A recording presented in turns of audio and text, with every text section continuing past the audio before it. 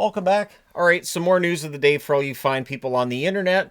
As we get ready for training camp, I do expect there to be a lot of news videos. So I'm not going to start at the top of the board. I normally do. It is still September the 5th, of course. I know I said November in the last video. I'm just tired. But Carey Price's contract has been traded. I want to say Carey Price has been traded, but we know he's not going to play hockey again. So his contract in its final year has been traded to the San Jose Sharks. San Jose also acquires a 2026 fifth-round draft choice.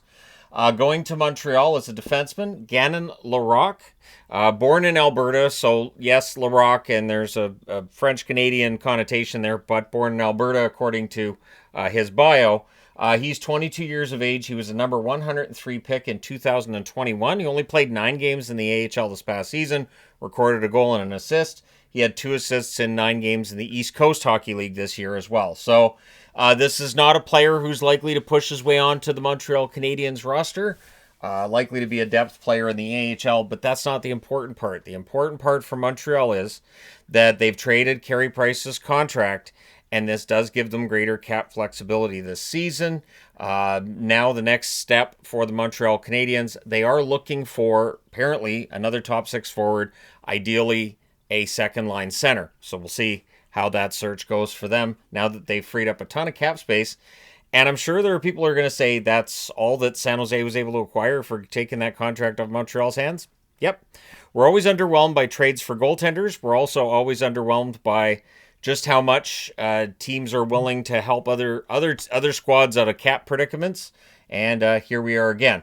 Carey Price's entire $10.5 million will go on to LTIR for San Jose if they need to. If they don't need to, then they'll be fine. I think they're still within $10 million of the cap. Either way, San Jose doesn't have any salary cap issues, and they pick up a draft pick next year just for picking up Carey Price's contract. Connor Zary signing a 3-year extension with the Calgary Flames. The cap hit being $3.775 million. I like this contract a lot. I think the Calgary Flames have done well for themselves here. Zary is a legit top 6 forward in the NHL, and getting him for under $4 million. It is only a 3-year contract, but in the short term, it really saves the money. And so, yeah, Zary's off the list of restricted free agents. We do have a few left, but it's not very many. Most of the RFAs have been signed. One team with an RFA yet to be signed is New Jersey.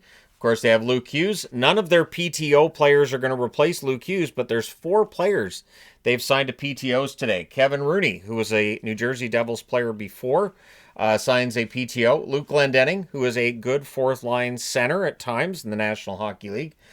Shield, who is likely to end up in the AHL either way, whether he does or doesn't get a contract from New Jersey. And goaltender Georgi Romanov, who played, of course, with the San Jose Sharks organization very recently. So that would be a depth signing in the organization. Likely the number 4, I would think, because Nico Dawes is still there in New Jersey. So we'll see how many of these guys get contracts. I would think Rooney gets a contract. I'd be kind of surprised if he didn't.